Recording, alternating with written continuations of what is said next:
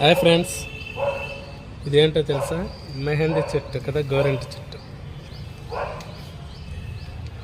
ఇది వచ్చేసేమో ఇగో ఇది ఉంది కదా, ఇంత కొమ్మ నేను దీంట్లో పెట్టానమాట. ఈ బకెట్లో పెట్టేసరికి వర్షాకాలం పెట్టాను.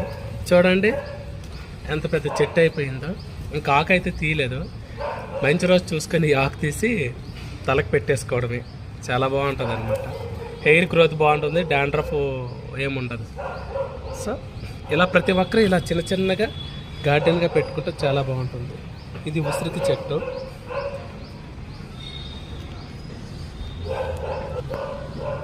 ఇది మొరమం. బకెట్లు పెడితే ఇలా వచ్చింది.